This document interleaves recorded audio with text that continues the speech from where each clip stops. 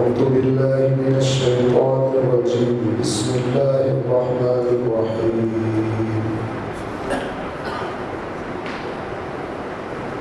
اهدنا الصراط المستقيم صراط الذين أنعمت عليهم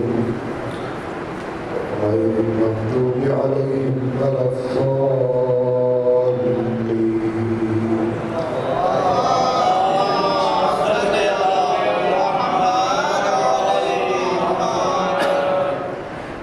آپ کے سامنے قرآن کریم کی ابتدائی سورہ مبارکہ فاتحہ کی آخری 2 آیات کی تلاوت کی ہے کہ ان آیات میں اللہ تبارک و تعالی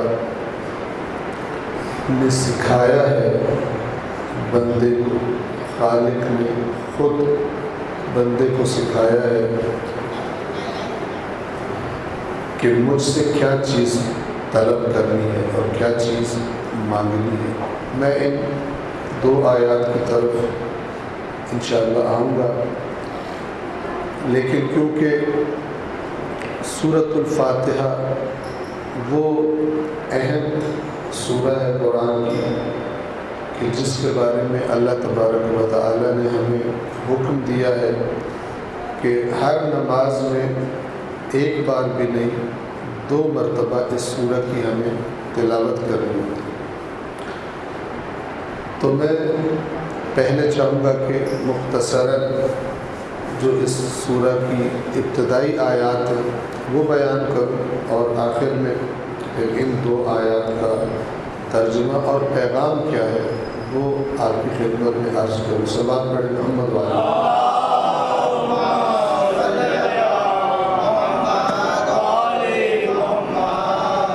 آپ سب جانتے ہیں فرامین اہل بیت اطہار میں اس بات پر تاکید کی گئی کہ بندہ جب اللہ سے کلام کرے تو جتنا اس کلام پر بندے کی توجہ ہوگی اور یہ توجہ ہوگی کہ کس سے بات کر رہا ہے، اتنا اس کا درجہ، اس کا مقام اور اس کلام کی تاثیر بڑھ جائے گی، اور جتنا بے توجہ ہوگا، لاپرواہی سے پڑھے گا، جو الفاظ ادا کر رہا ہے اللہ سے ان کے بارے میں توجہ نہیں کرے گا، اتنی اس کی تاثیر کم ہو جائے گی۔ اگر کلام کے معنی کی طرف توجہ ہے نماز میں جو آپ آیات پڑھ رہے ہیں تو ظاہر ہے کہ پھر دماغ ادھر ادھر نہیں بھٹکے گا نماز میں، لیکن جب یہ پتہ ہی نہ ہو کہ یہ جو عربی کے الفاظ ہیں ان کا معنی کیا ہے اور میں اس وقت اپنے خالق سے کیا بات کر رہا ہوں، یہ بڑی عجیب سی بات ہے، لیکن ہوتا ہے اکثر۔ تو جب پتہ ہی نہیں ہوگا میں اللہ سے کیا کہہ رہا ہوں تو پھر ظاہر ہے کہ اس کی تاثیر نہ صرف یہ کہ کم ہو جائے گی، بلکہ بعض اوقات انسان اتنا بے توجہ ہو جاتا ہے کہ وہ نماز کم اور اللہ کی بے ادبی زیادہ بن جاتی ہے۔ بے ادبی کس لیے کہہ رہا ہوں؟ اس لیے کہہ رہا ہوں کہ ہم کسی بڑے سے جب بات کرتے ہیں، کسی محترم شخصیت سے جب بات کرتے ہیں، یا کسی بھی ایسی شخصیت سے، ایسے انسان سے جس سے ہمیں کوئی کام ہو، ہم کوئی درخواست لے کے اس کے پاس جائیں، ہمارا کوئی مسئلہ ہو جو وہ حل کر سکتا ہو، تو ہم تصور بھی نہیں کر سکتے کہ ہمیں پرابلم ہو، اس کے پاس جائیں جس نے پرابلم حل کرنا ہے مثلا، اور اس کو اپنا پرابلم بتاتے وقت ہماری توجہ کہیں اور ہو، تصور بھی نہیں کرتے۔ لیکن وہ ذات اقدس کے جو علی کل شیء قدیر ہے اور ہر مسئلے کا حل اس کے پاس موجود ہے، جب اس کی بارگاہ میں ہم جاتے ہیں تو پھر ہماری توجہ اتنی بھی نہیں ہوتی جتنی ایک عام آدمی کے سامنے ہم توجہ کرتے ہیں کہ ہمیں کس طرح بات کریں۔ ایک آیہ کریمہ قرآن مجید کی ذہن میں آ رہی ہے، اس پر توجہ فرمائیں۔ مشہور آیت ہے، آپ نے سنی ہوگی، یا ایھا الذین آمنوا لا تقربوا الصلاۃ وانتم سکارى، اے ایمان والو نماز کے قریب نہ جاؤ جب تمہاری حالت نشے والی ہو۔ یہ آیت اس وقت نازل ہوئی جب شراب کی حرمت کی آیت نہیں اتری تھی، شراب سے منع نہیں کیا گیا تھا۔ کہا گیا کہ جب تم نے اس حالت میں ہو تو نماز نہیں پڑھنی، نماز کے قریب نہیں جانا۔ پھر اس کے بعد سبب بتایا۔ سبب کیا بتایا؟ کیوں اللہ فرما رہا ہے کہ جب نشے کی حالت میں ہو تو نماز نہیں پڑھنی؟ سبب یہ بتایا، فرمایا حتی تعلموا ما تقولون، یہاں تک کہ تمہاری حالت ایسی ہو جائے، نشہ اتر جائے اور تمہیں پتہ ہو کہ تم اللہ سے کیا بات کر رہے ہو۔ جو نشے میں ہوتا ہے اس کو نہیں پتہ ہوتا وہ کیا بول رہا ہے۔ اب اگر آپ آیت کے پہلے حصے کو چھوڑ دیں، آج ایسا تو فرد بڑی مشکل سے ملے گا جو شراب پی کے نماز کے لیے کھڑا ہو جاتا ہے، لیکن وہ جو سبب بتایا تھا، توجہ فرمائیں، جو سبب اللہ تبارک و تعالی نے جس کی طرف اشارہ فرمایا کہ میں اس کی وجہ سے چاہتا ہوں کہ تم حالت نشہ میں نماز کے قریب نہ آؤ، وہ سبب کیا ہے؟ کیونکہ جب تم نشے میں ہوتے ہو تو تمہیں پتہ نہیں ہوتا تم کیا بات کر رہے ہو، اور میں چاہتا ہوں کہ جب تم مجھ سے ہم کلام ہو تو پورے ہوش و حواس میں ہو، تمہاری توجہ ہو کہ تم اللہ سے کیا بات کر رہے ہو۔ اب شراب تو نہیں ہے، لیکن پھر بھی اکثر ہماری نمازیں ایسی ہیں کہ ہمیں کچھ پتہ نہیں ہوتا کہ ہم اللہ سے کیا بات کریں۔ وہ نشے کے سبب تھا وہاں پر، لیکن آج غفلت سبب ہے، آج لاپرواہی سبب ہے۔ غفلت کا بھی ایک نشہ ہوتا ہے، لاپرواہی کا بھی ایک نشہ ہوتا ہے۔ اہمیت نہ دینا چیز کو، وہ بھی انسان کو اس مقام پر پہنچا دیتا ہے۔ توجہ فرمائیں، یہ ابتدائی نکتہ تھا جو آپ کی خدمت میں عرض کیا۔ سورۃ الفاتحہ میں مختصراً اس کی ابتدائی آیات، یعنی آخری 2 آیات پر ہماری توجہ زیادہ ہوگی، لیکن اس کی جو پہلی ابتدائی آیات ہے انشاءاللہ وہ آپ کی خدمت میں عرض کرتا ہوں، ان کا معنی اور مختصر وضاحت کہ خداوند عالم ہمیں توفیق دے محمد و آل محمد کے صدقے میں اپنی نمازوں کو بہتر سے بہتر بنا سکے۔ صلوات پڑھیے محمد و آل محمد۔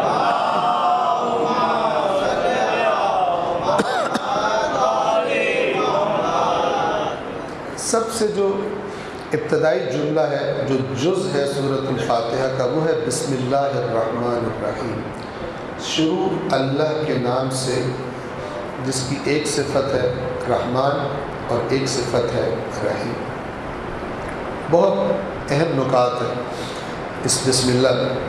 ایک نکتہ تو یہ کہ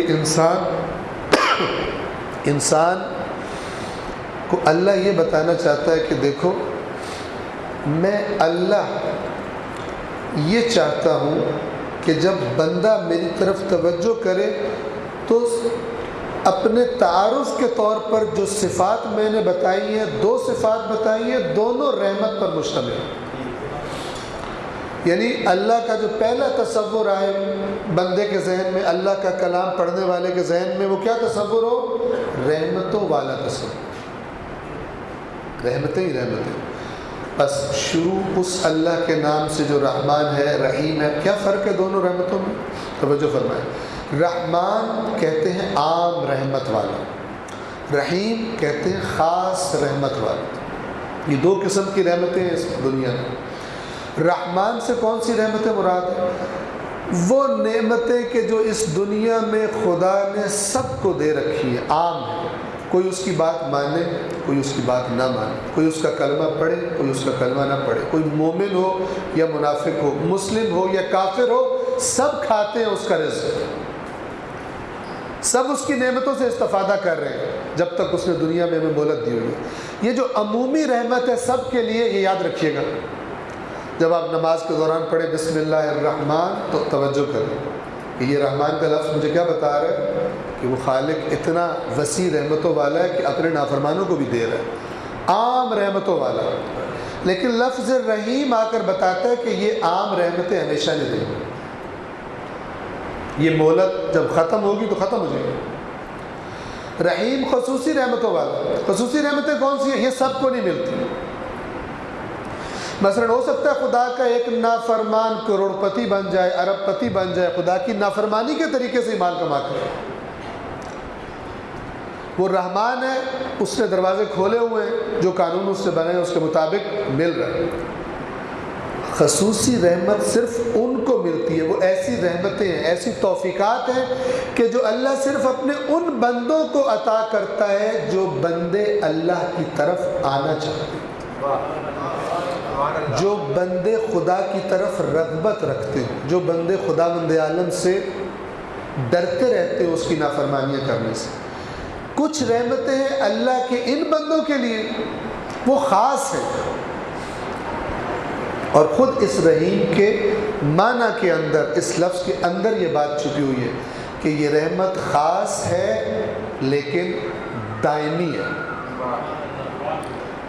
جو عام رحمتوں سے ملا تھا دنیا میں، اگر خدا کی نافرمانی سے کمایا تھا یا خدا کی نافرمانی میں لگایا تھا، جیسے انسان مرے گا سب کچھ چھین لیا جائے گا، اور بجائے یہ کہ مال وہ کوئی فائدہ دے الٹا وبال جان بن جائے گا۔ حدیث میں آتا ہے کہ قیامت کے دن 4 سوال پوچھے جائیں گے۔ پہلا سوال یہ ہوگا عمر کہاں، کس کام میں گزاری؟ دوسرا خاص سوال ہوگا جوانی کس کام میں گزاری؟ تیسرا سوال ہوگا مال کمایا کہاں سے؟ اور چوتھا سوال ہوگا مال لگایا کہاں؟ کماتا کہاں سے تھا؟ اور یعنی کچھ لوگ جو کہتے ہیں میں نے کما لیا میری مرضی جہاں لگاؤں، تو جو اللہ کا قانون کی طرف توجہ کرنے والا بندہ ہے وہ کیا دیکھتا ہے کہ اگرچہ میں نے کمایا حلال سے ہے، لیکن اب لگانا بھی میں نے اس طریقے سے ہے کہ خداوند عالم اس لگانے سے ناراضی نہ ہو، مجھ سے ناراض نہ ہو۔ پس رحمان عمومی رحمتیں، عمومی رحمتوں والا، سب کو عطا کرنے والا، رحیم خصوصی رحمتوں والا جو اپنے خاص بندوں کو عطا کرتا ہے۔ مثلا آپ یہاں پر آئے بیٹھے ہیں فرش عزا پر، یہ ہر ایک کو نہیں ملتا، توجہ فرما رہے۔ اگر کوئی بندہ صاحب استطاعت ہو جائے اور وہ حج پہ چلا جائے، آپ دیکھتے ہیں کہ بہت سارے صاحب استطاعت ہیں لیکن حج پہ نہیں جاتے، توجہ فرما رہے۔ بہت ساروں پہ نماز واجب ہے لیکن سارے نماز پڑھنے نہیں آتے۔ یہ بھی کچھ خدا کے قوانین ہیں کہ خدا اپنے دربار میں، اپنی بارگاہ میں آنے کی ہر کسی کو اجازت نہیں دیتا، جس میں قابلیت دیکھتا ہے اس کو اجازت ملتی ہے، اس کو توفیق۔ دعوت سب کے لیے نماز میں، لیکن کچھ چیز بندے کو اپنے اندر ایسی پیدا کرنی ہوتی ہے کہ خداوند عالم اس کو اجازت دے دے مسجد میں آنے کی، مثلا یا فرش عزا پر آنے کی۔ ہر ایک کو توفیق نہیں ملتی۔ صلوات پڑھیے۔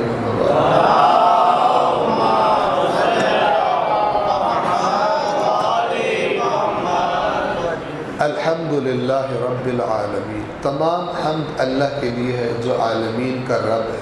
حمد کا معنی ہم کرتے ہیں تمام تعریف، تعریف بھی عربی کا لفظ ہے، اس کا معنی اور ہوتا ہے، حمد کا معنی اور ہوتا ہے۔ حمد یاد رکھیے، ہر تعریف کو حمد نہیں کہتے۔ مثلا آپ نے کوئی چیز دیکھی، کسی جگہ پہ گئے، آپ نے دیکھا بڑا زبردست خوبصورت باغ ہے، جو باغ کی تعریف ہوگی وہ حمد نہیں ہوگی۔ آپ نے کوئی خوبصورت موتی دیکھا، اس کی تعریف کی، حمد نہیں کہلائے گی۔ حمد ایک خاص تعریف کو کہتے ہیں۔ کب، کون سی تعریف کو حمد کہا جاتا ہے؟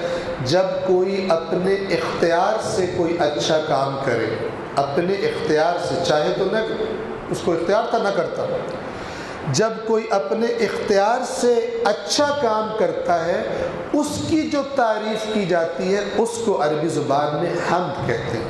اور کیونکہ اللہ کے سارے کام اس کے اختیار سے ہیں، نہ وہ مجبور ہوتا ہے، نہ وہ کسی سے ڈر کے کرتا ہے، نہ وہ کسی کے لالچ میں کرتا ہے، جو کرتا ہے اپنی مرضی سے کرتا ہے، لہٰذا اللہ کی جو تعریف ہے وہ ساری کی ساری کیا کہلاتی ہے؟ حمد کہلاتی ہے۔ حمد کون سی تعریف ہے؟ یعنی خود یہ لفظ الحمد بتا رہا ہے کہ جس کی ہم یہ تعریف کر رہے ہیں اس کے جتنے کام ہیں اس کی مرضی سے اس نے کیے، کسی نے اس کو نہ مجبور کیا ہے نہ کوئی اس کو مجبور کر سکتا ہے۔ الحمدللہ، تمام حمد کس کے لیے ہے؟ اللہ کے لیے ہے، جو یہ دعویٰ ہے۔ کیوں ساری حمد اللہ کے لیے؟ کیوں میں حمد کروں؟ اللہ کی دلیل دی اس نے، اس لیے کہ جتنا کچھ تجھے دکھائی دے رہا ہے اس کائنات میں اور جو تجھے دکھائی نہیں دے رہا، سب کا پالنے والا اللہ ہے۔ تو جس طرح ہم اردو میں بعض اوقات کہتے ہیں جس کا کھاؤ اس کے گن گاؤ، تو جب تمہیں پال رہا وہ ہے، تمہارا رازق حقیقی وہ ہے، تو پھر ساری کی ساری ہم بھی کس کی ہوگی؟ اسی۔ اگر والدین بھی تم کہتے ہو والدین مجھے پال رہے ہیں، تو والدین کے اندر جو جذبہ ہے تمہاری بچوں کی محبت کا، وہ جذبہ انہوں نے کسی دکان سے نہیں خریدا، اسی اللہ نے ان کے دل میں ڈالا ہے جب تمہیں اولادوں کو وہ ان کو عطا کرنے والا تھا، ان کے دلوں میں محبت بھی ڈال دی تاکہ تمہارا خیال رکھ سکے۔ جب ہم واسطوں سے چلتے جائیں، گزرتے جائیں، انتہا کہاں پر ہوگی؟ بنیادی ترین سبب سارے کاموں کا کون ہے؟ اللہ تبارک و تعالی۔ تو لہٰذا اگر کوئی اپنے باپ کا بھی شکریہ ادا کرتا ہے تو اصل میں شکریہ کس کا ہے؟ اللہ کا ہے۔ اگر کوئی اپنے استاد کا شکریہ ادا کرتا ہے تو اصل شکریہ کے لائق کون ہے؟ اللہ تبارک و تعالی۔ لہٰذا فرمایا الحمدللہ رب العالمین۔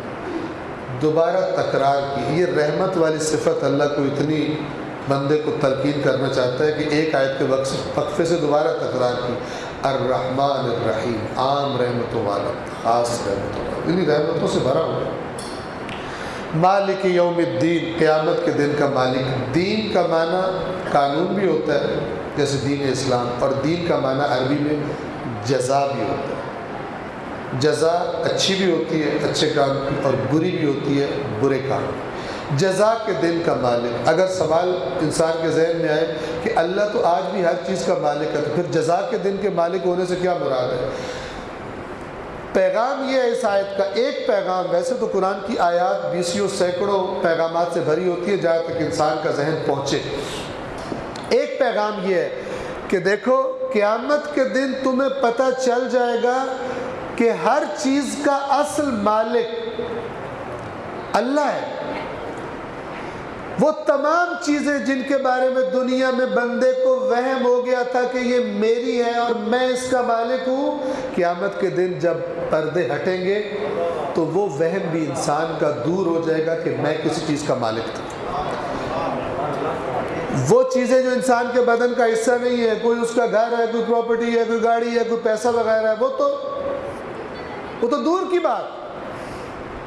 قرآن میں خداوند عالم نے یہ بتایا کہ وہ چیزیں کہ جن کو تم سب سے زیادہ اپنا سمجھتے ہو، تمہارے ہاتھ، تمہارے پیر، قیامت کے دن تمہیں پتہ چلے گا اصل مالک کون ہے۔ جب میں ان سے کہوں گا کہ مجھے بتاؤ کہ یہ جو ہاتھوں سے میں کہوں گا، اللہ کہے گا کہ مجھے بتاؤ کہ اس بندے کو جسے میں نے تمہیں دیا تھا امانت کے طور پر کچھ مدت کے لیے، اس نے تمہیں کن کاموں میں استعمال کیا۔ سورہ یاسین آپ پڑھتے ہیں، الیوم نختم علی افواہہم وتکلمنا ایدیہم وتشہد ارجلہم بما کانوا یکسبون۔ آج ہم ان کی زبانوں پر، ان کے منہ پر مہر لگا دیں گے، اور ان کے ہاتھ بولیں گے ہم سے، اور ان کے پیر گواہی دیں گے دنیا میں یہ کیا اعمال کیا۔ تب انسان کو پتہ چلے گا کہ دولت اور جائیداد تو دور کی بات، میرا اپنا بدن بھی میں مالک نہیں تھا، اب یہ بدن بھی اس کی بات مان رہا ہے جو اصل مالک ہے۔ تو یہ آیت کیا کہے گی ہم سے؟ ایک بڑا اچھا احساس ہمارے اندر پیدا کر دی گئی یہ آیت، اور وہ یہ کہ جو کچھ ہے میرے پاس وہ کسی کی امانت ہے، کسی کی امانت ہے۔ آپ کا کوئی دوست مثلاً آپ سے بائک مانگے امانت کے طور پر، اگر آپ کا اچھا دوست ہے، اچھا انسان ہے،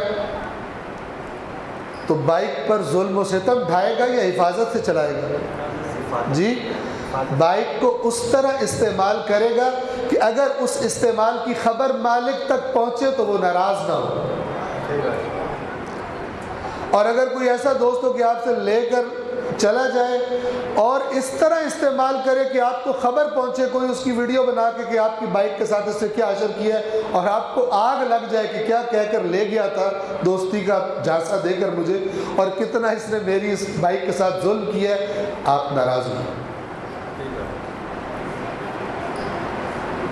جیسے دوست امانت دار بھی ہوتے ہیں اور دوست دھوکے باز اور خیانت کار بھی ہوتے ہیں، اسی طرح اللہ کے بندے جو ہوتے ہیں، اللہ نے جو ان کو امانتیں دی ہیں، کچھ امانت دار ہوتے ہیں جو توجہ رکھتے ہیں کہ جو کچھ خدا نے دیا ہے، اور سبھی کچھ خدا نے دیا ہے، وہاں استعمال نہ کروں جہاں دینے والا ناراض ہو۔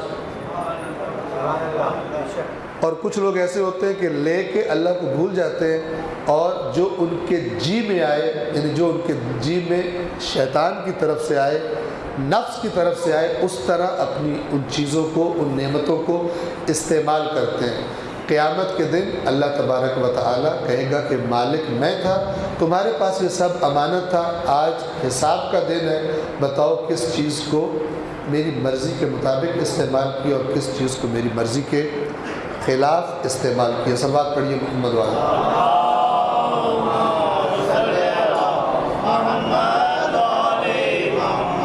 مالک یوم الدین کے بعد ایاک نعبد و ایاک نستعین، اس کا ترجمہ کیا ہے؟ ہم صرف تیری عبادت کرتے، کسی کو معبود نہیں مانتے۔ عبادت کس کی ہے؟ صرف تیری عبادت۔ یاد رکھیے، توجہ فرمائیے، آپ زندگی میں جو بھی کام کرتے ہیں اور آپ اپنے اس کام کو عبادت کہتے ہیں، تو جس کام کو ہم عبادت کہیں اس کے بارے میں توجہ رکھیے کہ وہ اللہ کے علاوہ کسی اور کی نیت سے نہیں ہو سکتی۔ یہ بات کس لیے کہہ رہا ہوں؟ بعض لوگ اس کو سمجھیے گا تاکہ اگر کوئی اعتراض کرے تو آپ جواب دے سکیں۔ بعض لوگ کہتے ہیں شیعہ جو ہے وہ اپنے اماموں کے نام پر نیاز دیتے ہیں۔ اگر میں آپ سے سوال کروں نیاز دینا، اس کو آپ بطور عبادت کرتے ہیں یا بطور عبادت نہیں کرتے؟ جی کوئی ہے جو عبادت کے علاوہ کسی اور نیت سے کرتا؟ عبادت صرف توجہ کروا رہے تاکہ دشمن جب تہمت لگاتا ہے تو آپ کو جواب پتہ ہو۔ توجہ فرمائیں، آپ جب نیاز دیتے ہیں عبادت کی نیت سے دیتے ہیں تو عبادت کس کی ہوتی ہے؟ اللہ کی۔ ائمہ کی عبادت ہو سکتی ہے؟ نہیں ہو سکتی۔ اور آگے چلیے، آپ مثال کے طور پر فرش عزا بچھاتے ہیں، عبادت کی نیت سے بچھاتے ہیں یا نہیں؟ عبادت کس کی ہوتی ہے؟ کسی کو شریک بنایا جا سکتا ہے عبادت میں؟ کسی کو شریک نہیں بنایا جا سکتا۔ آگے چلیے اور قریب لے کے جاؤ، آپ امام کی زیارت پہ جاتے ہیں یا یہاں کھڑے ہو کر امام کی زیارت پڑھتے ہیں، پھر آپ 2 رکعت نماز زیارت پڑھتے ہیں، وہ جو 2 رکعت نماز زیارت ہے وہ اللہ کے لیے ہوتی ہے یا امام کے لیے؟ جی تو پھر کیوں کہتے ہیں نماز زیارت امام حسین؟ سمجھانا چاہ رہا ہوں آپ یہ سارے کام کر کے، اگر کوئی پوچھے یہ سارے کام کر کے عبادت کی نیت سے قربتاً اللہ کرتے ہیں، ہدیہ کرتے ہیں اپنے ائمہ کی خدمت میں کہ یہ ہماری ناچیز خدمت ہے۔ توجہ فرما رہے ہیں؟ ورنہ عبادت میں نہیں۔ آپ نماز زیارت امام حسین کی جب نیت کرتے تو کیا نیت کرتے ہیں؟ 2 رکعت نماز زیارت پڑھتا ہوں قربتاً اللہ۔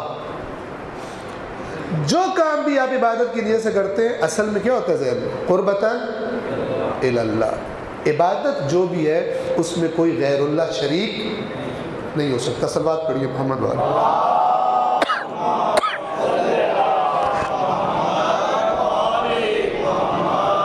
یہ کس لیے عرض کیا؟ تاکہ اگر کوئی سوال کرے آپ سوال بتا سکیں، اس کا جواب دے سکیں۔ یہ اسی طرح ہے جس طرح ہم صلوات بھیجتے ہیں، یہ صلوات کیا ہوتی ہے؟ اللہ سے خطاب کرتے ہیں، اللہم، اللہ سے خطاب کرتے ہیں، صلی علی، درود و سلام بھیج علی محمد و آل محمد۔ یہ صلوات بھی عبادت ہے، عبادت اللہ کی ہوتی ہے، لیکن اس درود و سلام کو ہم اپنے ائمہ کو ہدیہ کرتے ہیں۔ ہم کیا ہدیہ کر سکتے ہیں؟ لیکن چونکہ خدا نے حکم دیا ایسا کرو، ہم ایسا کرتے ہیں۔ توجہ فرما رہے ہیں؟ تو یہ بات آپ کو یاد رہے کہ جتنے کام بھی ہم کرتے ہیں، اصلاً اگر جس کو ہم عبادت کی نیت سے کرتے ہیں، ہمیں معلوم ہونا چاہیے اور ہم بتا سکیں اور بتانا چاہیے، وضاحت کرنی چاہیے کہ یہ کیا ہے، قربتاً الی اللہ، ایاک نعبد کا یہ بیان۔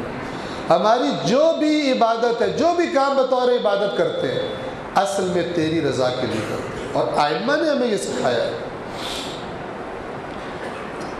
ائمہ کے سارے کام کس کی رضا کے لیے تھے؟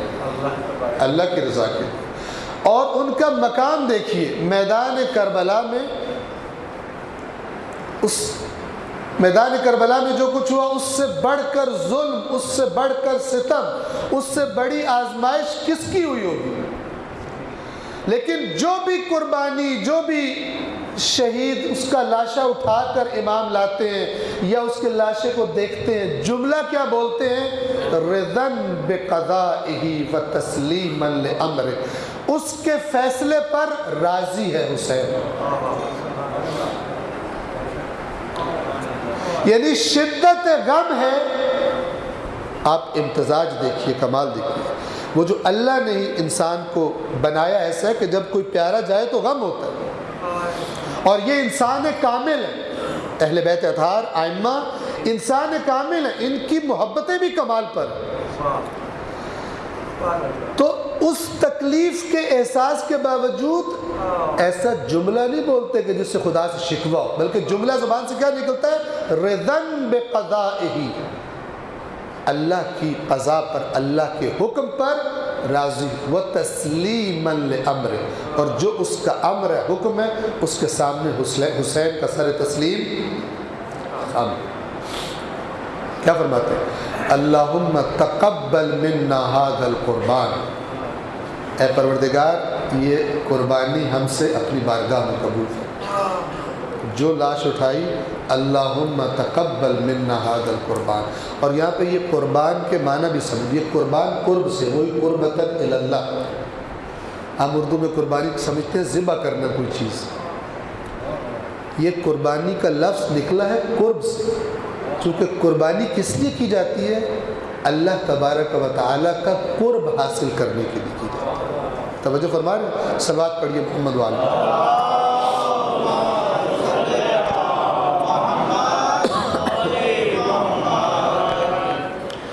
پس ایاک نعبد، عبادت صرف تیری، وایاک نستعین، نستعین کا لفظ ہے عون سے، ہم صرف تجھی سے طلب عون کرتے ہیں۔ ایک عربی کا لفظ ہے نصر، اذا جاء نصر اللہ، جب اللہ کی مدد آ پہنچے گی۔ نصر بھی مدد ہے اور عون بھی مدد ہے، دونوں کا فرق سن لیں، چونکہ سورۃ الفاتحہ میں لفظ عون آیا، عون سے ہے نستعین۔ عون بھی ہم اردو میں ترجمہ مدد کرتے ہیں، نصر کا ترجمہ بھی مدد کرتے ہیں۔ فرق ہمیں یاد رہے، کیونکہ ہمیں ہر نماز میں یہ سورہ پڑھنی ہے۔ نصر اس مدد کو کہتے ہیں جو کسی دشمن کے مقابلے میں مانگی جاتی ہے۔ اذا جاء نصر اللہ، یہ جو مشرکین ہیں، جب ان کے مقابلے میں اللہ کی مدد آ جائے گی، والفتح، اور فتح حاصل ہو جائے گی۔ بس نصر خاص قسم کی مدد، کب؟ کون سی مدد؟ جو کسی دشمن کے مقابلے میں آتی ہے۔ عون میں یہ والی مدد بھی شامل ہے، عون کا دائرہ وسیع ہے، ہر قسم کی مدد کو عون کہا جا سکتا ہے، چاہے کسی دشمن کے مقابلے میں ہو، چاہے کوئی دشمن نہ ہو۔ اور اگر میں آیت کا ترجمہ کروں تو اس طرح سے ہے، ہم تیری عبادت کرتے ہیں اور اس عبادت میں بھی، اس عبادت کی توفیق بھی تجھی سے مانگتے ہیں۔ یعنی ہم کوئی کام نہیں کر سکتے جب تک کہ تیری طرف سے توفیق نہ ملے ہمیں۔ یعنی ہم اس پوری کائنات میں اصل سبب، اصل مددگار، اصل طاقت کا سرچشمہ کسے سمجھتے ہیں؟ صرف تجھے۔ کوئی تیرے مقابلے میں، یعنی اگر تو فیصلہ کر لے کہ کسی کی مدد نہیں کرنی تو پھر کوئی آ کر اس کی مدد کر نہیں سکتا، اور اگر تو فیصلہ کر لے کہ کسی کی مدد کرنی ہے تو کوئی آ کر پھر وہ مدد واپس نہیں کروا سکتے۔ اصل جسے کہتے ہیں نا سب سے بڑا سبب، بلکہ سبب خلق کرنے والا، وہ کون ہے؟ اللہ تبارک و تعالیٰ کی ذات اقدس۔ یہ ہے توحید عبودیت اور توحید ربوبیت، یعنی سارے اسباب اصل میں اللہ تبارک و تعالیٰ کے ہاتھ میں۔ وقت کم ہے، اب وہ 2 آیات آ گئی کہ جو میں نے آپ کی خدمت میں شروع میں تلاوت کی تھی۔ اللہ نے کیا سکھایا ہمیں سورۃ الفاتحہ میں؟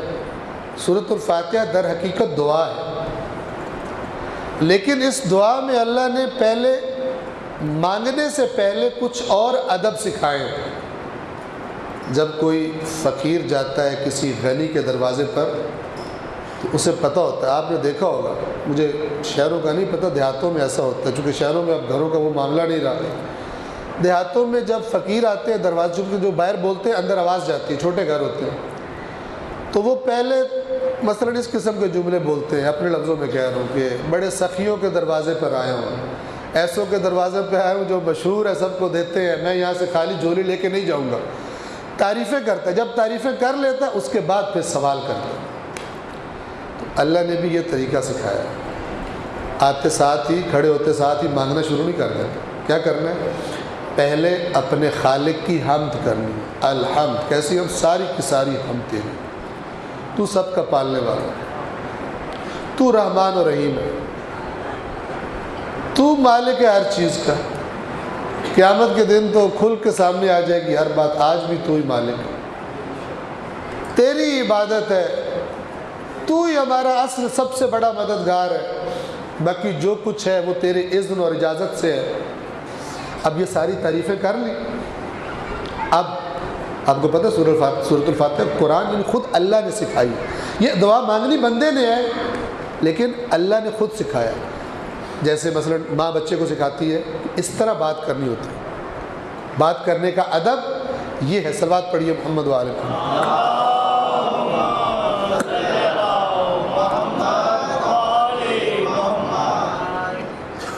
بس یہ ساری تعریف کر لی، اب مانگنا کیا ہے؟ ہم پہ نہیں چھوڑا۔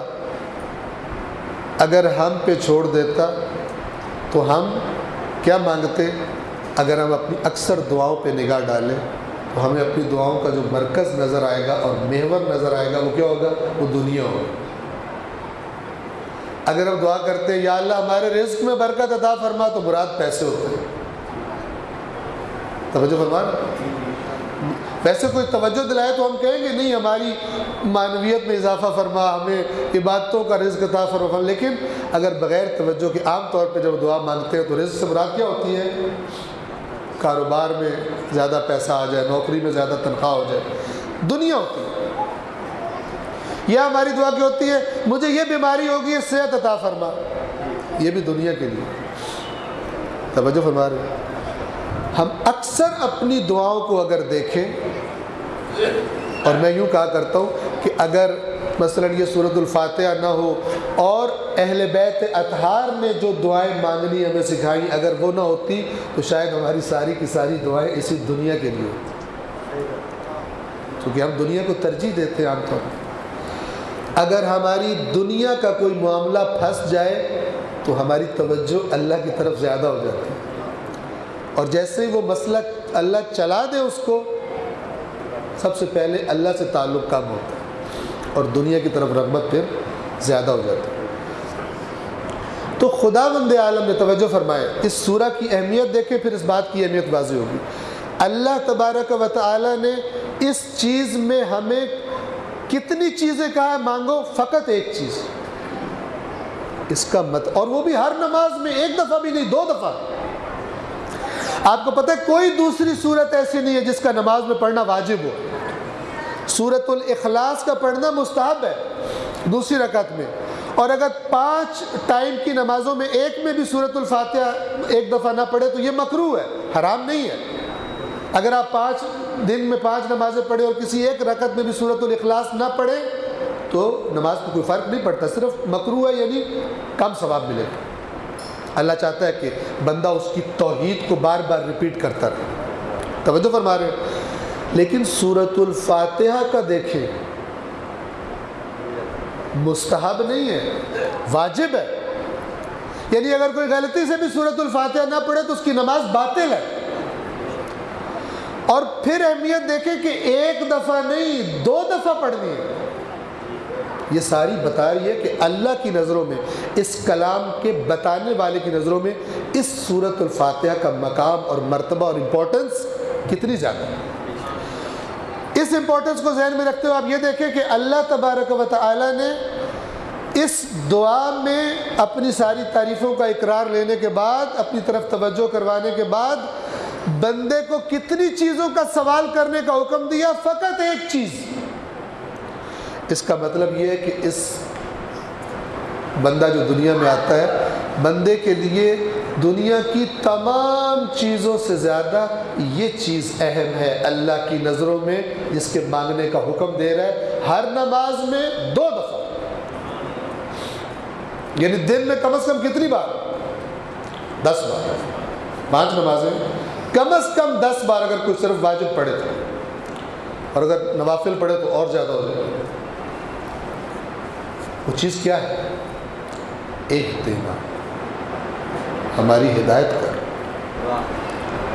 ہمیں راستہ نہیں پتا، ہماری ہدایت فرما۔ اور توجہ فرمائیں، اسلام کا حسن نہیں کہا کہ یہ ساری تعریفیں کر کے بندہ یہ کہے میری ہدایت کر، فرمایا ہماری ہدایت کر۔ یعنی ایک مسلمان، ایک قرآن پر ایمان رکھنے والے کو یہ اہدنا کا لفظ کیا کہہ رہے ہیں کہ فقط اپنی نجات نہ مانگنا خدا کو پسند نہیں ہے، اپنے ساتھ اپنے معاشرے کی نجات کی بھی طلب کر۔ توجہ فرما رہے، اہدنا، ہماری ہدایت فرما۔ یعنی اللہ کہہ رہے ہے کہ تو معاشرے سے کٹ کے نجات نہیں پا سکتا۔ تو یہ نہیں کہہ سکتا آج کل کا جملہ جو بولا جاتا ہے، انہوں نے اپنی قبر میں جانا ہے، ہم نے اپنی قبر میں جانا ہے، یہ جملہ بے دینی کا جملہ ہے۔ یہ جملہ نہ قرآن نے بتایا نہ اہل بیت اطہار نے بتایا، یہ ہم نے خود گھڑا ہے جان چھڑانے کے لیے، خود غرضی کے لیے۔ ورنہ ہم تو اس امام کو مانتے ہیں جس کا غم ہم منا رہے ہیں، اس کی تو شہادت اور قربانی ہی امر بالمعروف اور نہی عن المنکر کے لیے تھی۔ حسین اور حسین کے ساتھیوں سے قیمتی جان کس کی ہوگی ان دنوں میں؟ اللہ کے ہاں سب سے زیادہ قیمتی جانیں وہی تھی جو کربلا میں امام حسین کے ساتھ تھی۔ وہ چاہتے تو چھوڑ دیتے، جو بھٹک رہے ہیں بھٹکے۔ امام حسین بیٹھ جاتے مدینہ کی کسی مسجد میں اور کہتے کہ مجھے یزید سے کوئی لینا دینا نہیں ہے، چھوڑو، اور آرام سے بیٹھ کے واعظ و نصیحت کرتے۔ اور کیا کہتے ہیں؟ یزید اپنی قبر میں جانا ہے، مثلا فلاں نے اپنی قبر میں جانا ہے، ہمیں کیا، ہم اپنی تصویر نکالتے۔ نہیں کیا۔ یہ ہے روح اہدنا کہ میں جڑا ہوا ہوں معاشرے سے۔ جب ایک عام مومن کو قرآن کہہ رہا ہے کہ تو جڑا ہوا ہے لوگوں سے، تو جو مومنوں کا امام ہے وہ جب دیکھے کہ دین خراب ہو رہا ہے، معاشرے میں فساد پھیلے گا، معاشرے میں اللہ کی حدود پامال کیے جانے کے راستے کھول رہے ہیں، تو ہر کوئی بیٹھا رہے جو دین کا حقیقی وارث ہے وہ گھر میں نہیں بیٹھ سکتا۔ لہٰذا آپ دیکھیں قرآن کی آیت کیا کہتی ہے؟ قرآن کی آیت کہتی ہے کنتم خیر امت اخرجت للناس تأمرون بالمعروف وتنہون عن المنکر، تم بہترین امت ہو۔ یہ سورہ آل عمران کی آیت نمبر 110 ہے۔ تم بہترین امت ہو، کیوں؟ اس لیے کہ تمہیں لوگوں کی اصلاح کی ذمہ داری دے کر بھیجا گیا۔ رسول اللہ کی امت معاشرے کی اصلاح کی ذمہ داری لے کر آئی ہے، بشرطے کہ مجھے پتہ ہو کہ رسول اللہ کا امتی ہونے کی میری ذمہ داریاں کیا ہیں۔ آج کل ہم کون سے امتی ہیں؟ بینیفٹ تو سارے لینا چاہتے ہیں لیکن ڈیوٹیز کی طرف توجہ بھی نہیں کرنا چاہتے۔ ٹھیک ہے، ہم وہ فوجی ہیں کہ جو کہتے ہیں مجھے تنخواہ بھی دو، مثلا مثال کے طور پر اس فوجی کا کیا اثر کرے گا محکمہ کہ مجھے تنخواہ بھی دو، گھر بھی دو، میرے بچوں سب، مجھے سارے بینیفٹس دو، لیکن جب جنگ کا ٹائم ہے میں چھٹی پہ چلا جاؤں گا۔ جنگ نہیں کر سکتا۔ اس فوجی کے ساتھ قوم کیا کرے گی؟ قوم کہے گی تجھے سارا جو تنخواہ مل رہی ہے، سارا جو تیرا پیٹ بھرا جا رہا ہے، وہ سارا اس لیے کہ وقت آنے پر قوم پر کو اگر خطرہ ہو تو نے حفاظت کرنی ہے، اور اس کام کے لیے جس کے لیے تجھے سارے تیرے نخرے برداشت کیے جا رہے ہیں، اس کام کے لیے تو کہہ رہا ہے میں چھٹی پہ چلا جاؤں گا، تو جوتے ماریں گے پکڑ کے، اسے نکال دیں گے اس کو باہر۔ قرآن نے کہا تم بہترین امت ہو، تمہیں لوگوں کی اصلاح کی ذمہ داری دی گئی، تم امر بالمعروف کرتے ہو، نہیں عن المنکر کرتے ہو۔ اب امام حسین کو دیکھیے جو وصیت کر رہے ہیں، مدینہ سے تشریف لے جاتے وقت جو وصیت کر رہے ہیں، لکھ کے دے رہے ہیں اپنے بھائی محمد ابن حنفیہ کو، وہاں لکھ رہے ہیں کہ میں ظلم کرنے نہیں نکلا، میں فساد کے لیے نہیں نکلا، میں سرکشی کرنے کے لیے نہیں نکلا، میں کسی تکبر کی وجہ سے نہیں نکلا، انما خرجت لطلب الاصلاح فی امت جدی، میں جو گھر سے نکلا ہوں، میں جو مدینہ چھوڑ رہا ہوں، میں جو اپنی ماں کی قبر، اپنے نانا کی قبر، اپنے بھائی کی، یہ سب عزیز مقامات جو ترک کر کے جا رہا ہوں، اس کا ایک مقصد ہے، میں دیکھ رہا ہوں میرے نانا کی امت میں فساد ہو رہا ہے، میں اپنی جد کی امت کی اصلاح کرنا چاہتا ہوں، ارید ان آمر بالمعروف وانہا عن المنکر، میں امر بالمعروف کرنا چاہتا ہوں اور نہیں عن منکر کرنا چاہتا ہوں۔ یہ وہ امام ہے جس کے بارے میں اللہ کا رسول فرما کے گیا کہ یہ کبھی قرآن سے جدا نہیں ہو سکتے، ساری دنیا جدا ہو جائے، اکثریت جدا ہو گئی، امر بالمعروف کی ڈیوٹی کو بھول گئے۔ اللہ نے بہترین امت ایسے ہی نہیں کہا بغیر کسی قید و شرط کے، اللہ نے فرمایا تم بہترین امت ہو اس وجہ سے۔ ہم کیا کہتے ہیں، ہمیں اتنا ہی کافی ہے بہترین امت، اگلی بات نہ کرو۔ اگلی بات کے لیے ہم نے آیت کو کیا چینج کیا، ہم بہترین امت ہیں، دوسرے انہوں نے اپنی قبر میں جانا ہے، ہم نے اپنی قبر میں جانا۔ امام حسین اس نظریے کے قائل نہیں تھے، اور یہ چیز کم امپورٹنٹ نہیں تھی، یہ اتنی امپورٹنٹ تھی کہ امام حسین علیہ السلام نے اپنی اولاد کا، اپنے اصحاب کا قربان ہونا قبول کر لیا، اور اپنی مستورات کا، مخدرات، عصمت و طہارت کا، وہ سارے ظلم و ستم برداشت کرنا، اور وہ سفر برداشت، وہ سب کچھ برداشت کر لیے، لیکن اس بات پر، اللہ کے اس حکم پر کمپرومائز نہیں۔ اس لیے تو اللہ کے نبی نے فرمایا قرآن و اہل بیت جدا نہیں۔ بس ہم جب کہتے ہیں اہدنا، تو ایک تو اللہ سے ہدایت مانگتے ہیں، اور ایک کیا مانگتے ہیں، ہمارے لیے نہیں، سب کے لیے۔ جب سب کے لیے ہم مانگتے ہیں تو پھر ہمارا مزاج یہ نہیں ہونا چاہیے کہ ہم جنت میں جائیں، دوسرے جہنم میں جائیں۔ رسول اللہ کی امت یہ تو سب شامل ہے، اور اگر آپ اپنے رسول کو دیکھیں جن کو اسوہ حسنہ بنایا گیا ہے، اہم نقطہ ہے، توجہ فرمائیے گا، ہماری فکر، ہماری سوچ دور ہو چکی ہے، اور تبھی ہم خود بھی نفرت سے بھرے ہوئے، اور ہمارا معاشرہ بھی نفرت سے بھرا ہوا اور بہتری کی طرف نہیں جاتا۔ رسول کون ہے ہمارا، جس کے بارے میں قرآن نے حکم دیا کہ یہ اس کو آئیڈیل بناؤ۔ رسول اللہ اسوہ حسنہ، یعنی تمہارا زندگی گزارنے کا آئیڈیل کون ہونا چاہیے، رسول اللہ۔ رسول اللہ وہ ذات اقدس ہے جو مولا کائنات کے بھی آئیڈیل ہے، جو حسنین شریفین کے بھی آئیڈیل ہے، تمام ان ہستیوں کی آئیڈیل کون ہے، رسول اللہ۔ اور رسول اللہ کون ہے کہ جن کو یہ بھی گوارا نہیں، اس پر بھی دکھی ہو جاتے ہیں کہ یہ مشرک کیوں جہنم میں جائیں، ان کی بھی نجات کے لیے تڑپتے ہیں یا نہیں تڑپتے؟ جی، مکے کے مشرکین کی نجات کے لیے، ان کی ہدایت کے لیے تڑپتے تھے یا نہیں تڑپتے تھے؟ رسول اللہ چاہتے تھے یہ جہنم میں جائے؟ جی، رحمت للعالمین کبھی نہیں چاہے گا جہنم میں جائے گا، لہذا ان کی مارے کھائیں لیکن ہدایت کا عمل ترک نہیں کیا، دعوت کا عمل ترک نہیں کیا۔ آیا ہمارے مزاج ملتے جلتے ہیں اللہ کے رسول سے؟ ہم بھی لوگوں کی نجات کے طلبگار ہیں، یا ہمیں اس چیز کا طلبگار بنا دیا گیا ہے کہ ہم جنت میں، باقی سارے کے سارے جہنم میں جائیں اور اس پر خوش ہو جائیں؟ ہمارے مزاج اپنے رسول کے مزاج والے نہیں، اس پر غور کیجیے۔ اہدنا میں یہ ساری باتیں چھپی، یعنی اسی وہی راستہ دکھا جس پر آپ کا، اے اللہ تیرا رسول چلا جس پر، آگے آ جائے گا۔ اچھا، کوئی کہے کہ ہم ابھی تک گمراہ ہیں کہ ہمیں ہدایت کا راستہ دکھا، تو اس کا معنی وسیع ہے، اشارہ کر کے آگے گزرتے ہیں۔ اہدنا کا مکمل معنی یہ ہے کہ جتنا ہمیں پتہ چل چکا، جتنا راستہ ہمیں پتہ ہے، اس پر ثابت قدم رکھ، اور جو کچھ ہم نہیں جانتے ہمارے علم میں اضافہ فرما۔ اہدنا الصراط المستقیم جب آپ نماز میں پڑھیں کیا مطلب ہونا چاہیے آپ کے ذہن میں؟ جو ہمیں معلوم ہے، معلوم ہی ہے نا بہت سی باتیں، جو ہمیں علم تو حق کا عطا کر چکا ہے، اب اس راستے سے ہم ہٹے نہیں، ثابت قدم رہیں۔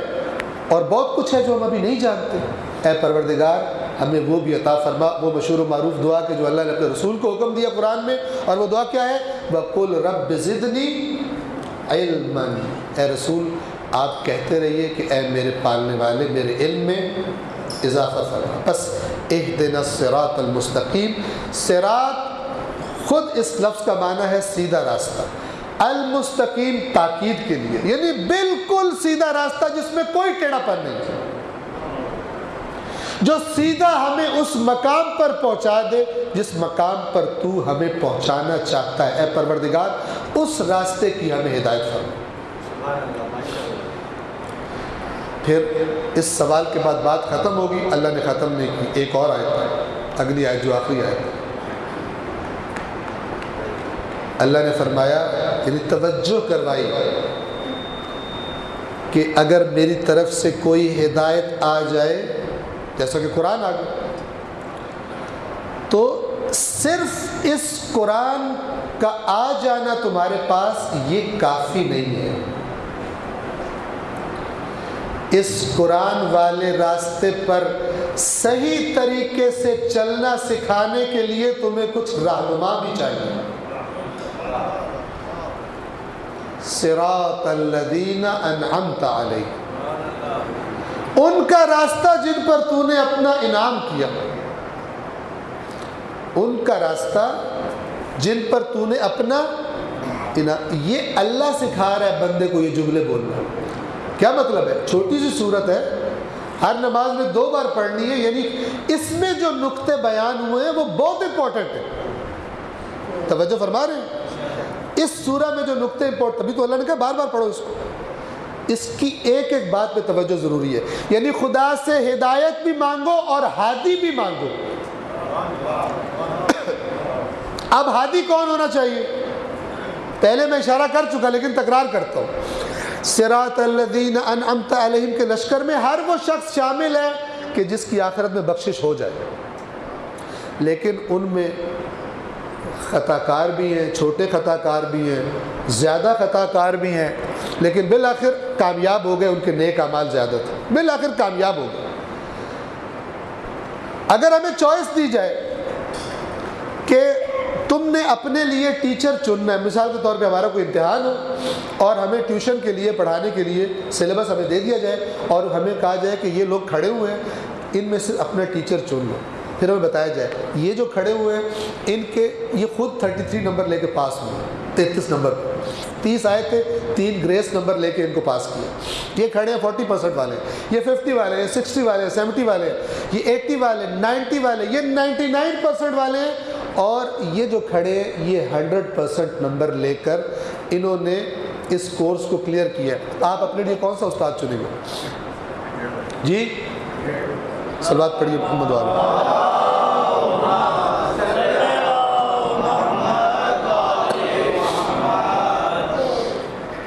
آپ ان سب میں سے کتنی پرسنٹیج والا استاد اپنے لیے چوز کریں گے؟ کون کہہ رہا ہے؟ عقل کہہ رہی ہے، توجہ فرما رہے ہیں۔ تو اس راستے پر چلنے کے لیے بھی سب سے بہترین وہ رہنما ہے جنہوں نے کوئی خطا نہ کی ہو اس راستے پر چلنے میں۔ سب سے بہترین رہنما کون سے ہوں گے؟ اگر ہمیں کہیں یہ ہے ان کی خطائیں بھی ہیں، یہ ہے انہوں نے خود کہا میں نے غلط کیا، یہ کہتے تھے میں غلط ہوں، تو یوں ساری باتیں چلتی جائیں گی، ایک گروہ پر آپ کی نگاہ پڑے گی جن کے بارے میں اللہ کا رسول کہہ رہے ہیں کہ یہ کبھی قرآن سے جدا نہیں ہوں گے۔ اب قرآن بھی غلطی نہیں کرتا، جو قرآن سے جدا نہیں ہوتے وہ بھی غلطی نہیں کرتے، توجہ فرما رہے ہیں۔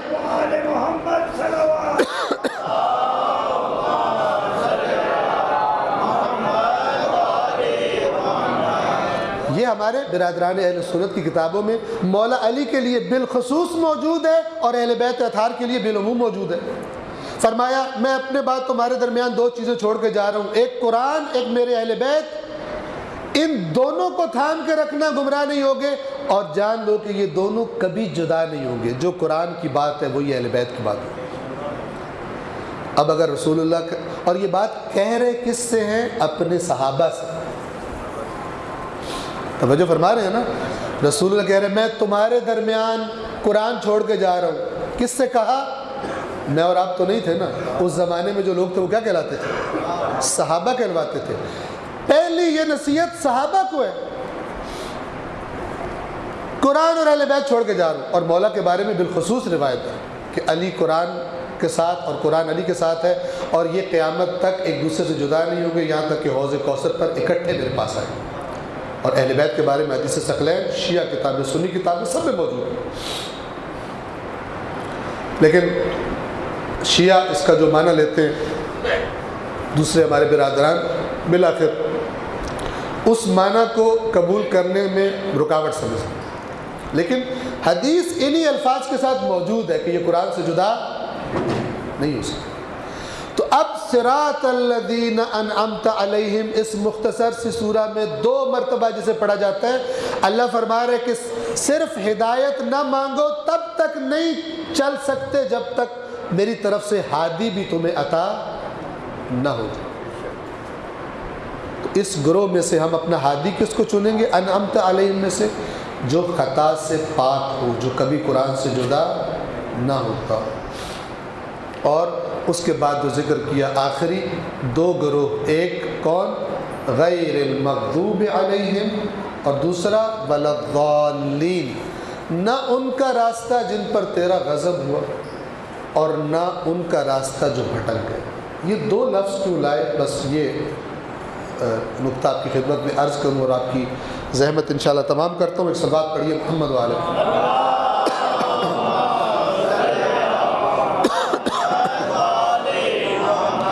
اگر آپ ان دونوں الفاظ پہ توجہ فرمائیں، المغضوب علیہم پر اور الضالین پر، پہلے کا معنی ہے جن پر تیرا غضب ہوا، دوسرے کا معنی ہے جو راستے سے اتر گئے۔ اگر آپ توجہ فرمائیں گے تو آپ کہیں گے یہ جو مغضوب علیہم ہیں یہ بھی تو راستے سے ہٹے ہوئے ہیں، یہ کون سے صراط مستقیم پر؟ تو پھر یہ 2 لفظ کیوں؟ آپ خود غور کریں گے، آپ کو فیل ہوگا کہ مغضوب علیہم ذرا بڑے لیول کے مجرم، یہ مغضوب علیہم ذرا بڑے لیول کے مجرم ہیں، اور الضالین بھی مجرم ہیں لیکن ذرا چھوٹے لیول کے مجرم ہیں۔ ان کا فرق سمجھ لیجئے کہ جب بھی انبیاء آتے تھے، ایک طبقہ وہ ہوتا تھا کہ جو انبیاء کا مقابلہ کرتا تھا، انبیاء کے خلاف سازشیں کرتے تھے، چالیں چلتے تھے، جنگیں کرتے تھے، اگر بس چلتا تو قتل کرتے تھے، پروپیگنڈا کرتے تھے۔ یہ ہیں المغضوب علیہم، جو حق کے مد مقابل کھڑے ہو جاتے ہیں، پروپیگنڈے کرتے ہیں۔ الضالین وہ ہیں کہ جو خود اتنے برے نہیں تھے لیکن غیر سنجیدہ لوگ تھے، کسی غلط کو لیڈر بنا کر اپنے غیر سنجیدہ رویے کی وجہ سے ان مغضوب علیہم کے پروپیگنڈے کی زد میں آئے اور راستے سے اتر گئے۔ ایک ہے خراب لوگوں کے لیڈر، انبیاء کے دشمن، انبیاء سے جنگیں کرنے والے، اور ایک ہے ان کے پروپیگنڈوں کی، ان کے فتنوں کی زد میں آنے والے غیر سنجیدہ لوگ جو چیزوں کو سنجیدہ نہیں لیتے۔ ٹھیک ہے، کس کو رہنما بناؤں؟ اس کی آواز بہت اچھی ہے، چلو رہنما بن۔ کس سے دین لوں؟ کوئی معیار نہیں، قرآن نے معیار بتایا، اہل بیت اطہار نے معیار بتایا۔ وقت تمام ہونے کو میں عرض نہیں کر سکتا، لیکن عقل مند وہ ہے، سیدھے راستے پر وہ چلے گا کہ جو رہنما چننے کا معیار اللہ سے لے اور محمد و آل محمد سے لے، اور وہ دیکھے کہ خداوند عالم کے پاس معیار کیا ہے۔ میں اشارہ کرتے ہوئے گزر جاؤں کہ اللہ تبارک و تعالیٰ نے فرعون کی قوم کی جو آزمائش لی حضرت موسیٰ کو بھیج کر، ایک بڑی آزمائش جس سے لوگ دھوکہ کھا گئے، غلط معیار، جو لیڈر چننے کا غلط معیار رکھتے تھے، دنیا داری کے معیار رکھتے تھے۔ ایک ان کی آزمائش کیا تھی؟ حضرت موسیٰ اچھے خطیب نہیں تھے، زبان میں لکنت تھی ان کی۔ حضرت موسیٰ اور فرعون نے اپنی قوم سے کہا تھا یہ تو بات بھی نہیں صحیح طرح سے کر سکتا، ولا یکاد یبین قرآن کے لفظ ہے، یہ تو بات بھی صحیح طرح نہیں بتا سکتا اپنی، یہی ملا تھا اللہ کو نبی بنانے کے لیے۔ جن کو صرف چکنی چپڑی باتیں اچھی لگتی ہوں انہوں نے تو وہاں پہ فوراً کہنا کہ بالکل جی اللہ تو سب کچھ کر سکتا ہے، تو اس کی زبان ہی ٹھیک کر دیتا۔ لیکن خدا نے جوش خطابت والے کو اور فنکار کو معیار حق قرار نہیں دیا۔ توجہ فرما رہے ہیں؟ اب اللہ نے آزمایا کیا، جس کو حق چاہیے، جو حق کا طلبگار ہے، اس کو موسیٰ کی لکنت والی زبان بھی پیاری لگے گی، اور جو ظاہر دیکھتا ہے، بناوٹ دیکھتا ہے، وہ ہر طرف جائے گا، موسیٰ کی طرف نہیں آئے گا۔ بہرحال عرض کر رہا تھا کہ جو انبیاء کے مخالف ہوتے ہیں وہ ہوتے ہیں مغضوب علیہم، اور جو ان کی زد میں آ جاتے ہیں، پروپیگنڈے کی زد میں آ جاتے ہیں۔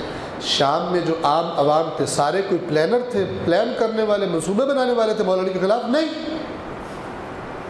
لیکن جو پروپیگنڈا سنا اس کو مان لیا اور ضالین ہو گئے، اور اینڈ ہو سکتا ہے مغضوب علیہم کے ساتھ ہو۔ قرآن نے بتایا ہوا جو لیڈر تھے اور پیروکار اکٹھے کرے گا اللہ، پھر ایک دوسرے پہ لانتے کریں گے۔ پیروکار کہیں گے تم پہ لعنت ہو، تمہاری وجہ سے ہمارا بیڑا غرق ہوا۔ لیڈر کہیں گے تم اندھے تھے، دوسرے لوگ بھی تو تھے جو دعوت صحیح والی دے رہے تھے، ادھر سے تم خود بھی گندے تھے اس لیے تمہیں ہماری باتیں پسند آتی، تم دین میں شارٹ کٹ نکالنے کے شوقین تھے، تمہیں اللہ کی شریعت پہ چلنے میں مزہ نہیں آتا تھا، ہم تمہیں شارٹ کٹس بتاتے تھے، ہماری باتیں تمہیں اچھی لگتی تھی بنسبت حق بیان کرنے والوں کی باتوں کی۔ تو یہ دنیا میں اتنے اس لیول کے مجرم نہیں تھے کہ انبیاء کی مخالفت کرتے، لیکن غلط رہنما چن لینے کی وجہ سے، یا غلط دوستیوں کی وجہ سے، یا اپنی غیر سنجیدگی کی وجہ سے باتوں کو سنجیدہ نہیں لیا، انالیسس نہیں کرتے تھے، تجزیہ نہیں کرتے تھے، اور انجام کن کے ساتھ ہوا؟ المغضوب علیہم کے ساتھ۔ بس ان کا راستہ دکھا جن پر تو نے اپنا انعام کیا، نہ ان کا جن پر تیرا غضب ہوا، اور نہ ان کا کہ جو راستے سے بھٹک گئے۔ امام حسین علیہ السلام کے مقابلے میں بھی ایک گروہ مغضوب علیہم کا تھا جو امام کی جان کے دشمن تھے، اپنی حکومت بچانے کے لیے سب کچھ کرنے کو تیار تھے۔ ضالین کون تھے؟ جو دنیا کی لالچ میں امام سے لڑنے کے لیے تیار ہیں۔ سٹیپ بائی سٹیپ انہیں گھیرا گیا تھا۔ پہلے کہا گیا تھا کہ صرف امام حسین کو ڈرانا دھمکانا ہے، صرف ان سے بیعت لینی ہے، اور ہم نواسے رسول کو قتل کر سکتے ہیں۔ ایک ایک قدم آگے بڑھایا گیا، ایک ایک قدم آگے بڑھایا گیا، اور یہ ضالین سے شروع ہوئے اور مغضوب علیہم پہ جا کر ختم ہوئے۔ امام حسین کے قتل میں بالآخر شریک ہوئے۔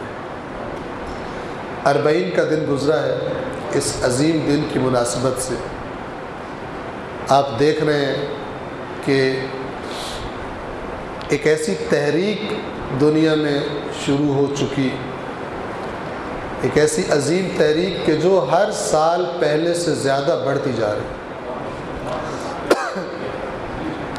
یہ اللہ نے پاس رکھا ہے اس بی بی کے جملے کا کہ جس بی بی نے ایک جملہ بولا تھا اس حال میں کہ ہاتھوں میں رسیاں تھیں۔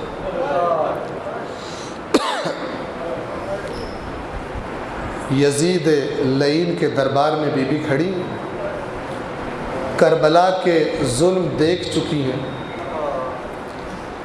بھائی کی شہادت دیکھ چکی ہیں، بھوک اور پیاس برداشت کر چکی ہیں، بے مکنا و چادر کوفہ اور شام کے بازاروں سے گزر چکی ہیں۔ یہ سارے ظلم دیکھنے کے بعد بھی بی بی جھکی نہیں ہے یزید کے آگے۔ جب یزید نے وہاں پر دربار میں بات کرنی شروع کی تو بی بی نے اس کو جواب دیا، شروع یہاں سے کیا، یبن الطلقاء، اے آزاد شدہ غلاموں کی اولاد۔ بی بی کے جد نے ان کو آزاد کیا تھا، یہ تو غلام بن گئے تھے فتح مکہ کے بعد۔ رسول اللہ نے کہا تھا اذهبوا وانتم الطلقاء، طلقاء کہتے ہیں ان غلاموں کو جنہیں آزاد کر دیا تھا۔ بیوی نے اسے یاد کرایا کہ میں کس کی نواسی ہوں اور تو کون ہے؟ اے ہمارے جد کے آزاد کردہ غلاموں کی اولاد، یہ انصاف ہے کہ تیری تو کنیزیں بھی پردے میں ہوں اور رسول اللہ کی بیٹیاں تیرے دربار میں بے مکنا و چادر کھڑی ہوں۔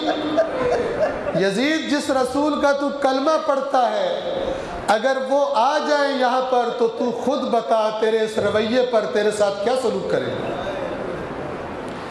اور جب اس یزید اللعین نے اور دیگر باتیں کی بی بی کو ستانے کے لیے، تو بی بی نے ایک جملہ بولا تھا جس کا پاس اللہ نے ایسا رکھا ہے کہ یہ 40 کی تحریک شروع ہو گئی۔ بی بی نے فرمایا، اے یزید، تو نے جتنی چالیں چلنی ہے چل لے، جتنی کوششیں کرنی ہے کر لے، نہ تو ہمارے ذکر کو ختم کر سکے گا، نہ تو اس وحی کو مٹا سکے گا جو ہمارے گھر میں نازل ہوئی ہے۔ آج آپ دیکھ لیجئے اللہ نے کیا پاس رکھا بی بی کے اس جملے کا۔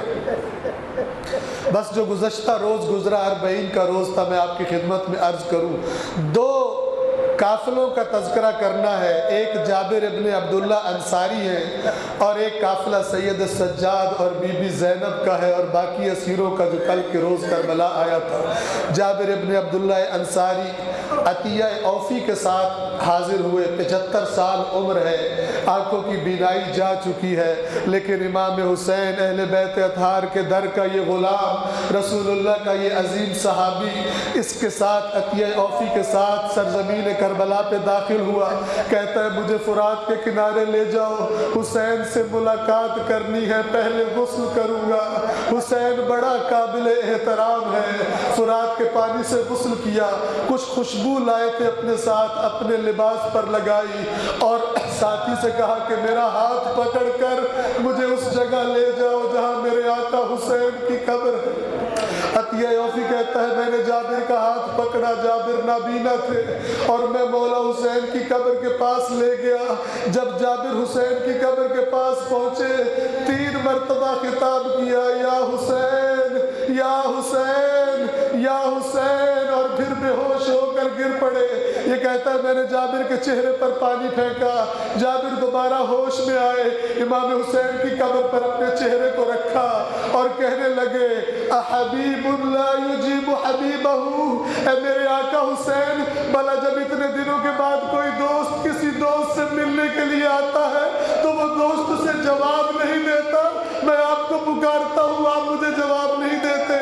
اور پھر خود ہی کہا کہ میں جانتا ہوں میرے مولا کہ آپ کے گردن کی رگوں کو جدا کر دیا گیا تھا، آپ کے سر کو آپ کے تن سے جدا کر دیا گیا تھا، میرے مولا آپ مجھے جواب نہیں دیتے۔ اتنے میں جابر کا غلام خبر دیتا ہے کہ دور سے مجھے کچھ سیاہی دکھائی دیتی ہے۔ جابر اس سے کہتے ہیں کہ جا کر دیکھ کر آ کون آتے ہیں، اگر دشمن ہے تو پھر ہم کوئی بندوبست کریں، اور اگر تو مجھے یہ خبر سنا دے کہ آنے والی بی بی زینب ہے اور آنے والے سادات ہیں تو میں تجھے اس خوشخبری کے صلے میں آزاد کر دوں گا۔ یہ غلام دوڑتا ہوا آگے گیا، جب قریب گیا تو کیا دیکھتا ہے، سید سجاد ہے اور بی بی زینب ہے اور باقی اسیروں کے ساتھ تشریف لا رہی ہیں۔ یہ دوڑتا ہوا واپس آیا، جابر کو خبر سنائی۔ عزادارو، جابر نے جب یہ خبر سنی تو اس غلام کو وعدے کے مطابق آزاد کیا، لیکن پھر جابر کو یہ بھی یاد نہ رہا کہ جوتے پہننے ہیں اور سر پہ کوئی کپڑا لینا ہے۔ یہ ضعیف بھاگتا ہوا اس سمت چلا جس سمت سیدوں کا قافلہ آ رہا تھا۔ جب قریب پہنچا سید سجاد کو پکارا۔ عزادارو، آپ جانتے ہیں اگر کوئی دنیا سے چلا جائے اور کچھ اس کے عزادار بیٹھے ہوں لیکن کوئی عزیز ابھی نہ پہنچا ہو تو وہ عزیز جب آتا ہے تو ایک دفعہ داغ تازہ ہو جاتا ہے۔ اب جب سید سجاد نے جابر کو دیکھا اور جابر کو سید سجاد کا پتہ چلا تو کربلا کے داغ ایک بار پھر تازے ہو گئے۔ دونوں ایک دوسرے سے گلے لگے اور گریہ کرنا شروع کیا۔ ہاں عزادارو، سید سجاد آگے آئے، اس سرزمین پر آئے جہاں شہادتیں ہوئی تھی۔ جابر سے خطاب فرمایا، اے جابر، یہ وہ جگہ ہے جہاں پر ہمارے مردوں کو قتل کیا گیا، یہاں ہمارے بچوں کو ذبح کیا گیا، یہاں ہماری بیویوں کو قیدی بنایا گیا۔ جابر، یہاں ہمارے خیمے تھے جہاں آگ لگا लगाई गई। अज़ादारों, फिर वो बीबी आई भाई से मिलने के लिए जिसने कुछ दिन पहले करबला में अलविदा किया था। हुसैन ने शहादत से पहले अपनी बहन ज़ैनब से अलविदा किया था। अब वो ज़ैनब आई है, शायद भाई से ये कहती हो कि भैया आपकी अमानतों की हिफाजत नहीं कर सकी। एक 4 साल की नन्ही अमानत थी, उसकी हिफाजत न कर सकी ज़ैनब, खराबा शाम में उसको छोड़कर आज करबला आई है। अला लानतुल्लाहि अलल कौमिज़ ज़ालिमीन व सयअलमुल लज़ीना ज़लमू अय्य मुनक़लबिन यन्क़लिबून। परवरदिगार, कुरान करीम व अहले बैत अतहार के सदक़े हमारी इस करीब से इबादत को अपनी बारगाह में कबूल फरमा।